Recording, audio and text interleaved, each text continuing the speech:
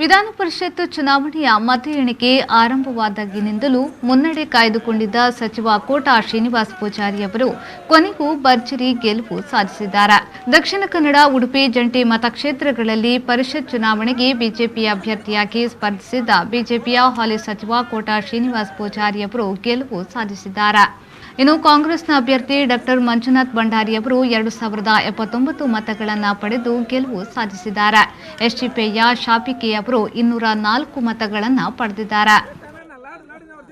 ಸಮಾಧಾನ ಮತ್ತು ಸಂತೋಷ ಅಂತ ಹೇಳಿದ್ರೆ ಈ ರಾಜ್ಯದಲ್ಲಿ ವಿಧಾನ ಪರಿಷತ್ತಿಗೆ ಆಯ್ಕೆಯಾಗುವ ಸದಸ್ಯರ ಒಟ್ಟು ಪೈಕಿ ಮತದಾರರಿಗೆ ಮತ್ತು ಖರ್ಚು ವೆಚ್ಚಕ್ಕೆ ಒಂದೇ ₹1 ಹಂಚಿಕೆ ಆಗದಿರುವಂಥ ಗೆಲುವು ಯಾರದ್ದು ಕೇಳಿದರೆ ಅದು ಕೋಟಾ ಶ್ರೀನಿವಾಸ ಪೂಜಾರಿ ಗೆಲುವು ಅಂತೇಳಿ ಇವತ್ತು ಮಾಧ್ಯಮದಲ್ಲಿ ಹೇಳಿದ್ದು ಕೇಳಿ ನನಗೆ ಸಂತೋಷ ಆಗಿದೆ. ಈ ಹಿನ್ನೆಲೆಯಲ್ಲಿ ಭಾರತೀಯ ಜನತಾ ಪಕ್ಷದ ಅಭ್ಯರ್ಥಿಯಾಗಿರುವ ನನ್ನ ಗೆಲುವು ನೈಜವಾದಂಥ ಮತದಾರರ ಗೆಲುವು ಅಂತ ನನಗನ್ನಿಸುತ್ತೆ ಮತ್ತು ಭಾರತೀಯ ಜನತಾ ಪಕ್ಷದ ಪ್ರತಿ ಕಾರ್ಯಕರ್ತರ ಪರಿಶ್ರಮದ ಫಲ ಇದು ಅಂತ ನಾನು ಅಂದ್ಕೊಂಡಿದ್ದೇನೆ.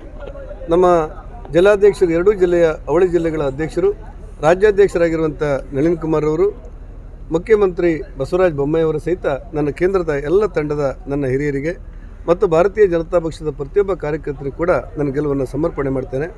ಪಂಚಾಯತ್ ರಾಜ್ ವ್ಯವಸ್ಥೆಯ ಸಬಲೀಕರಣಕ್ಕೋಸ್ಕರ ಮತ್ತು ಪಾರ್ಟಿಯ ಒಟ್ಟು ಸಂಘಟನೆಗೋಸ್ಕರ ನನ್ನ ಸಮಯವನ್ನು ವಿನಿಯೋಗ ಮಾಡ್ತೇನೆ ಅನ್ನುವಂಥ ವಿಶ್ವಾಸ ಮಾತನ್ನು ಹೇಳಿ ಈ ಗೆಲುವನ್ನು ನನ್ನ ಕಾರ್ಯಕರ್ತರಿಗೆ ಸಮರ್ಪಣೆ ಮಾಡಬೇಕು ಅಂತ ತೀರ್ಮಾನ ಮಾಡಿದ್ದೇನೆ. ನಿಮ್ಮ ಮನೆ ಕಟ್ಟಡಗಳಿಗೆ ಬೇಕಾಗುವ ಸ್ಯಾನಿಟರಿ ಉತ್ಪನ್ನಗಳ ಆಯ್ಕೆಗೆ ಇನ್ನಿಲ್ಲ ಚಿಂತೆ.